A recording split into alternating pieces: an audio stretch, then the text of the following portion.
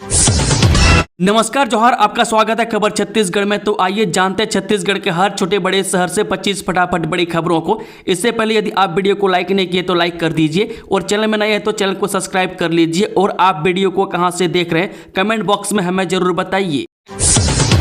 18 जून को होगी साय कैबिनेट की बैठक। मानसून सत्र विधेयक और अनुकंपा नियुक्ति सहित इन प्रस्ताव को मिलेगी मंजूरी। जी राजधानी रायपुर में साय कैबिनेट की 18 जून को बैठक होगी। यह बैठक मुख्यमंत्री विष्णुदेव साय की अध्यक्षता में की जाएगी, जो सुबह 11:30 बजे से मंत्रालय महानदी भवन में आयोजित होगी। इस बीच शहीद एएसपी आकाश की पत्नी को अनुकंपा प्रस्ताव पर निर्णय ले सकती है। इसके अलावा मानसून सत्र में पेश होने वाले विधेयकों को मंजूरी मिलेगी। वहीं बैठक में केंद्रीय गृह मंत्री शाह के छत्तीसगढ़ दौरे की तैयारियों पर भी चर्चा हो सकती है। वहीं इससे पहले हुए मंत्रिपरिषद की बैठक ने कई अहम नीतिगत फैसले लिए गए, जिनका सीधा असर राज्य के कर्मचारियों, युवाओं और आम नागरिकों पर पड़ेगा। कई सालों से लागू ट्रांसफर बैन को हटाते हुए सरकार ने 2025 की हस्तांतरण नीति को मंजूरी दे दी है। साथ ही नवा रायपुर अटल नगर में राष्ट्रीय स्तर की तीरंदाजी अकादमी की स्थापना के लिए खेल एवं युवा कल्याण विभाग को 13.47 एकड़ भूमि निःशुल्क आवंटित करने के प्रस्ताव को मंजूरी प्रदान की गई। इस अकादमी में आउटडोर व इंडोर तीरंदाजी रेंज, उच्च प्रदर्शन केंद्र, छात्रावास एवं आवासीय सुविधा का निर्माण किया जाएगा। अहमदाबाद विमान हादसे पर मुख्यमंत्री साय ने जताया दुख। रायपुर से अहमदाबाद जाने वाली फ्लाइट कैंसिल। छत्तीसगढ़ के मुख्यमंत्री साय ने गुजरात के अहमदाबाद में हुई विमान दुर्घटना पर गहरा शोक व्यक्त किया है। उन्होंने एक पोस्ट के माध्यम से इस हादसे को अत्यंत हृदय विदारक बताया और दुर्घटना में जान गंवाने वाले यात्रियों को विनम्र श्रद्धांजलि अर्पित की। मुख्यमंत्री साय ने कहा कि वे इस भीषण हादसे से बेहद दुखी हैं और मृतकों के परिजनों के दुख में पूरी संवेदना और सहभागिता के साथ खड़े हैं।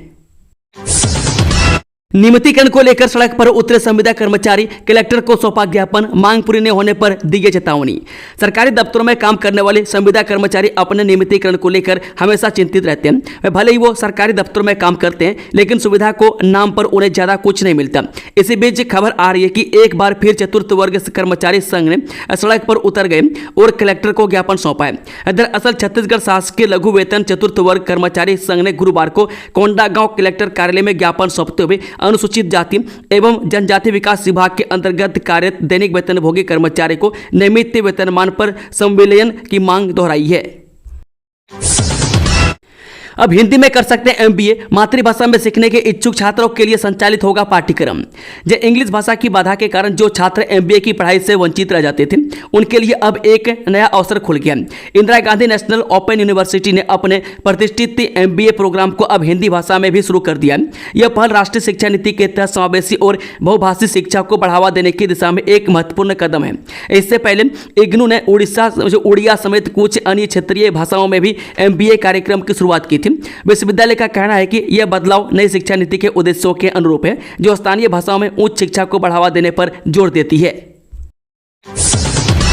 बेरोजगारी का ग्राफ बढ़ा। कार्यालय में रजिस्टर आंकड़ा पहुंचा 92,000। इनमें 45,000 से ज्यादा महिलाएं शामिल।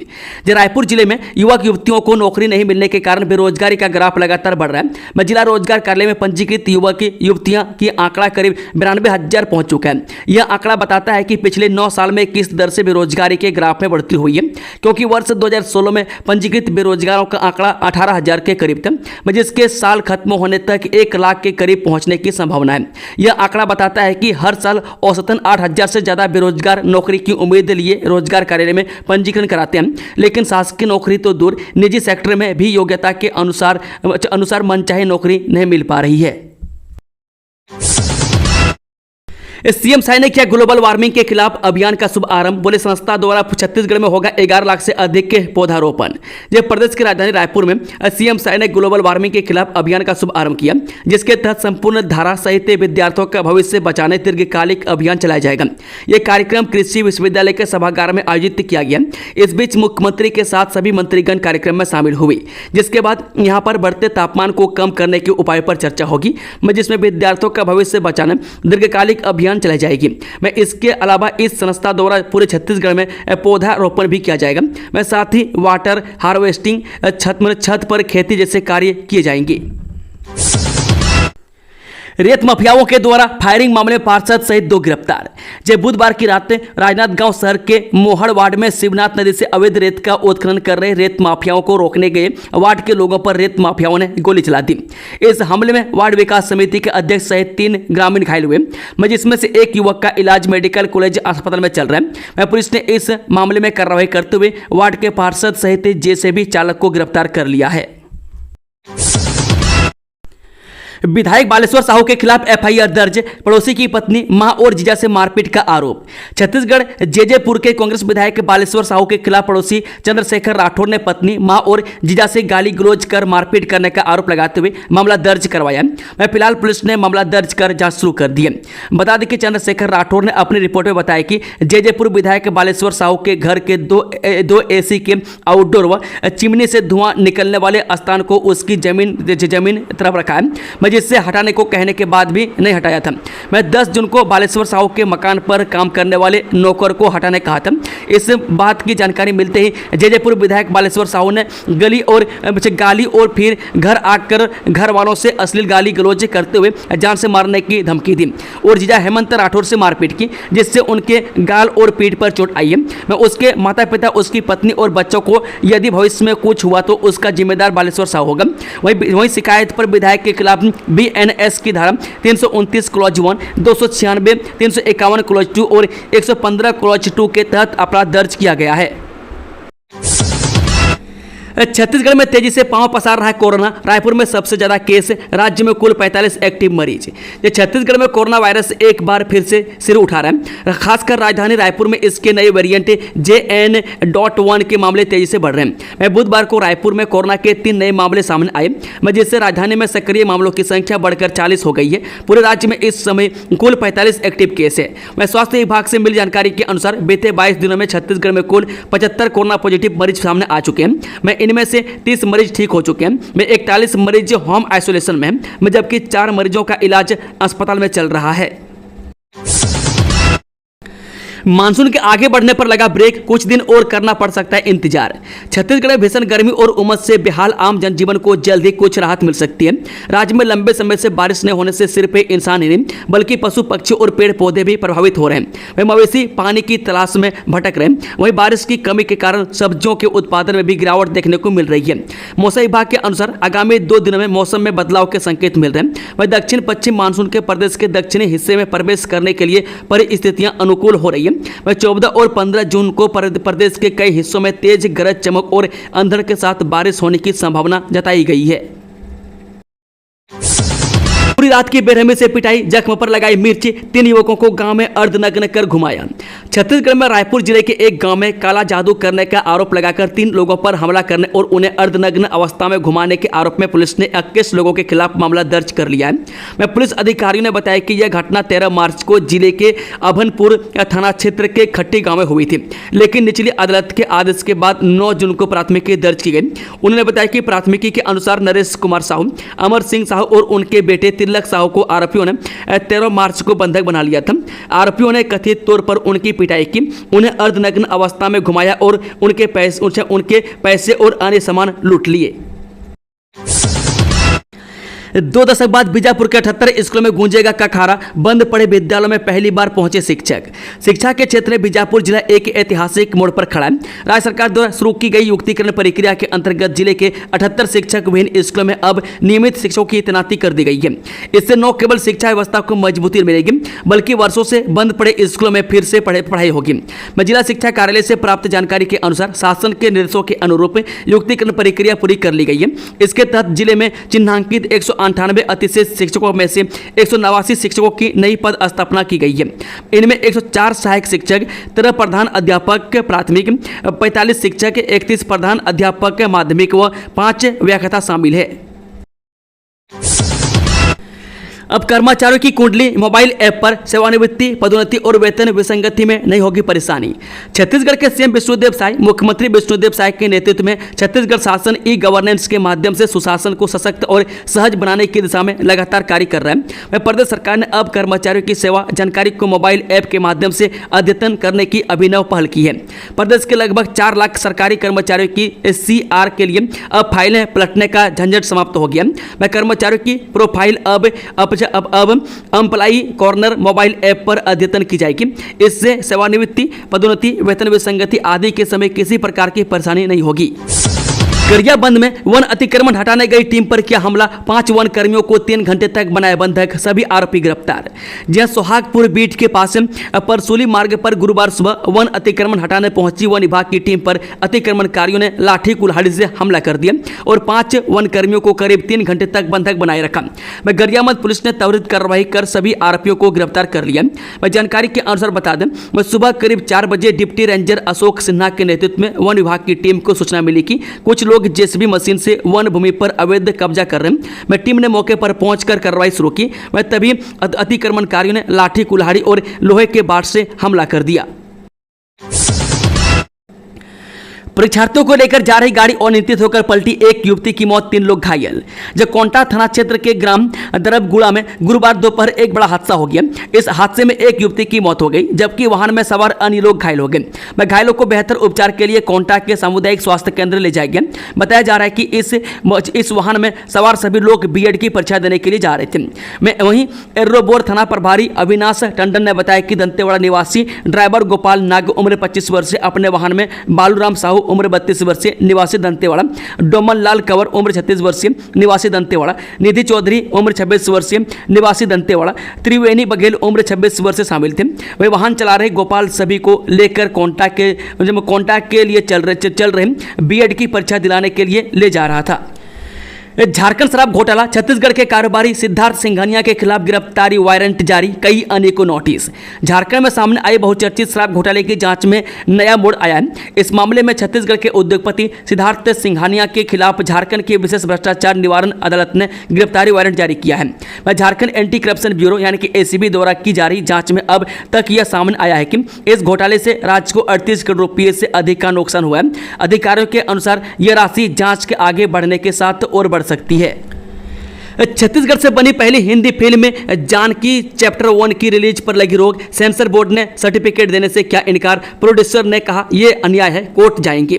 छत्तीसगढ़ में बनी पहली फिल्म हिंदी जानकी भाग 1 यानी कि अब विवादों में आ गई है। सेंसर बोर्ड ने फिलहाल इस फिल्म पर रोक लगा रखी है। बताया जा रहा है कि सेंसर बोर्ड ने फिल्म की टाइटल को लेकर सर्टिफिकेट देने से इनकार कर दिया। वहीं इसको लेकर फिल्म के प्रोड्यूसर मोहित साहू का कहना है कि वो अब रिवाइजिंग कमेटी जाएंगे, अगर कमेटी नहीं मानी तो हाईकोर्ट जाएंगे, लेकिन जानकी नाम से ही फिल्में रिलीज करेंगे। बता दें कि सेंसर बोर्ड द्वारा अपनी फिल्म की रिलीज पर लगाए गए रोक के बाद प्रोड्यूसर मोहित साहू ने अपने सोशल मीडिया में एक वीडियो पोस्ट किया है। अपने वीडियो में मोहित साहू कहते दिख रहे हैं कि जानकी का सेंसर सर्टिफिकेट अटका दिया गया, मैं इस वक्त मुंबई में हूं। सेंसर बोर्ड ने जानकी नाम पर सर्टिफिकेट जारी करने से इनकार किया, लेकिन मैं इसी नाम से फिल्म को रिलीज करूंगा। स्टेट हाईवे पर डीजल टैंकर की टक्कर से स्कूटी सवार मां बेटे की मौत, अनाथ हो गई 3 बेटियां। सूरजपुर जिला अंतर्गत अंबिकापुर बनारस मुख्य मार्ग पर कबसरा के पास बुधवार की देर शाम 7 बजे डीजल टैंकर की टक्कर से स्कूटी सवार मां बेटे की मौत हो गई। दरअसल मां अपने 10 वर्षीय बेटे के साथ स्कूटी पर सवार होकर जरही से घर लौट रही थी।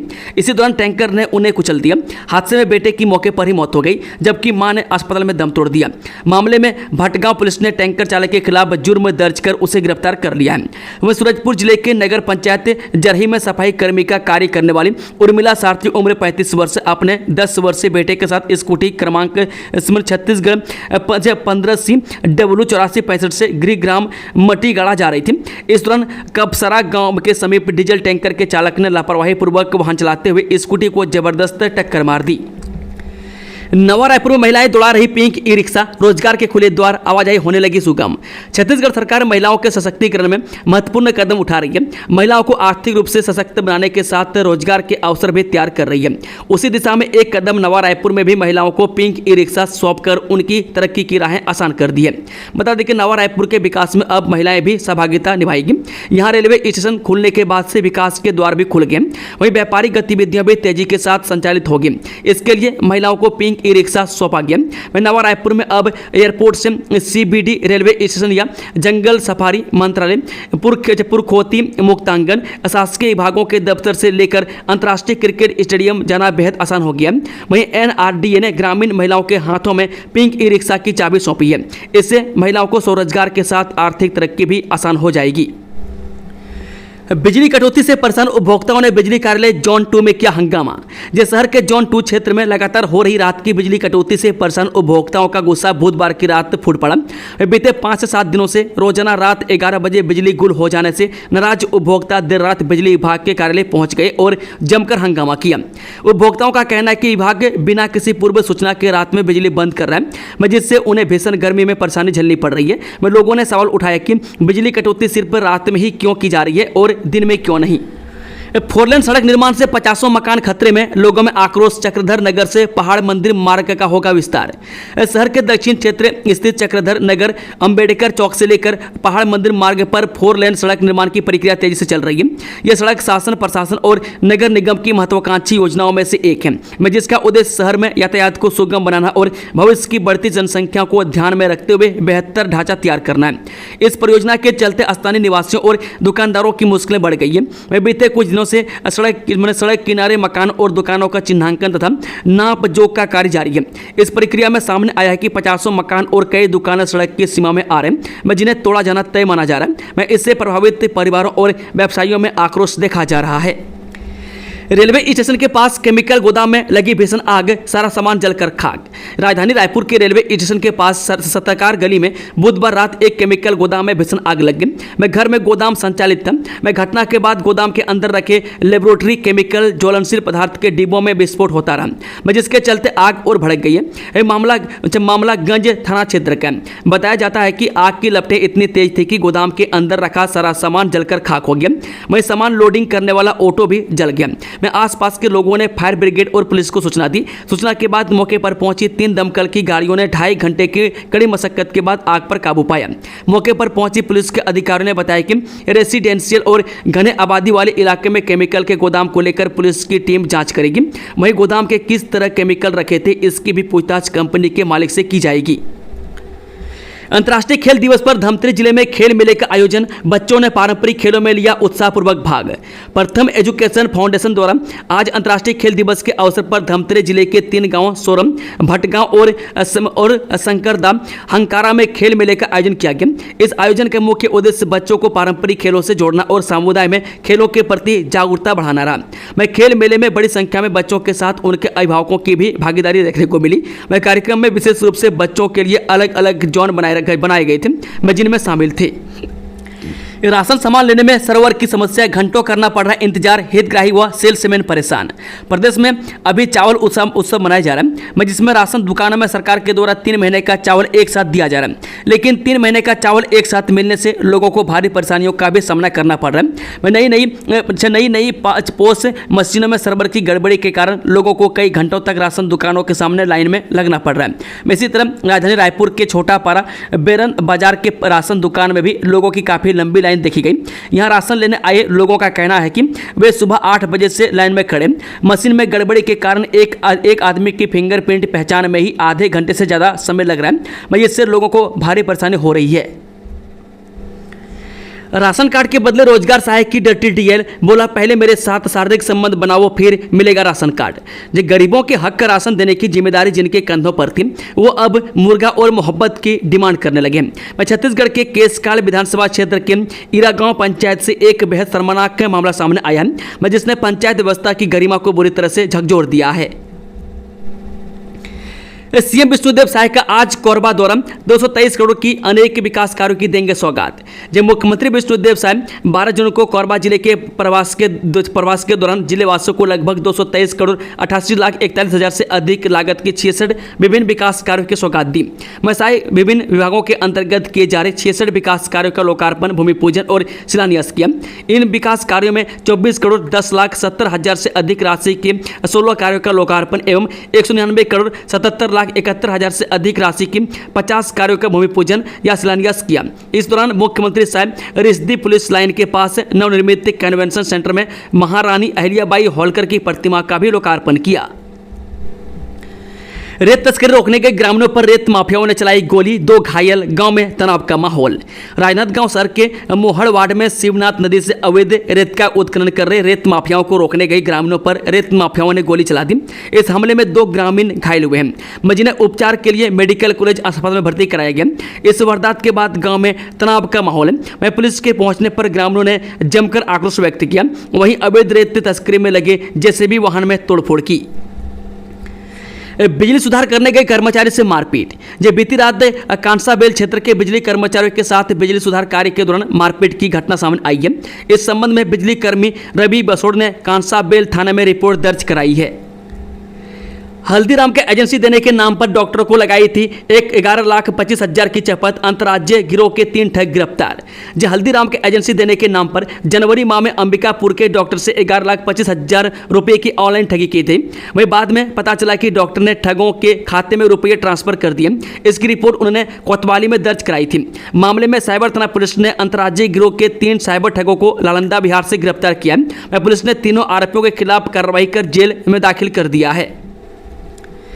स्कूल में पेंटिंग के दौरान लगी आग, नाबालिग समेत 5 मजदूर झुलसे। बाल श्रम को लेकर शिक्षा विभाग पर उठे सवाल। छत्तीसगढ़ के खैरागढ़ जिले में एक शासकीय स्कूल में पेंटिंग के दौरान अचानक आग लग गई। इस घटना में एक नाबालिग समेत 5 मजदूर बुरी तरह से झुलस गए। इस घटना के सामने आने से बाल श्रम मामले में शिक्षा विभाग और निर्माण एजेंसी की बड़ी लापरवाही सामने आई है। यह पूरा मामला छुई खदान विकासखंड के कुम्हरवाड़ा पंचायत अंतर्गत ग्राम बसंतपुर के शासकीय स्कूल का है। मैं जानकारी के अनुसार बता दें कि स्कूल की दीवारों पर पेंटिंग के लिए उपयोग किए जा रहे तारपीन तेल में अचानक आग लगी। मैं आग की चपेट में आकर तोरन पोरते उम्र 22 वर्षीय, गौतम नेताम उम्र 20 वर्षीय, असमंत उम्र 19 वर्षीय, सूरज नेताम उम्र 18 वर्षीय और तारन नेताम उम्र 15 वर्ष से झुलस गए। मैं सभी मजदूर मजगांव के निवासी हैं और आदिवासी समुदाय से आते हैं। दोस्तों, खबरों का सिलसिला समाप्त होता है। अगर जानकारी पसंद आई हो तो वीडियो को लाइक, शेयर, चैनल को सब्सक्राइब जरूर कर लें और कमेंट बॉक्स में कमेंट करके बताएं कि आप न्यूज़ को छत्तीसगढ़ के किस कोने में बैठकर देख रहे हैं। Thank you, all the best. जय हिंद, जोहार छत्तीसगढ़ भाई लोगों। किस जिले से देख रहे हैं, धन्यवाद।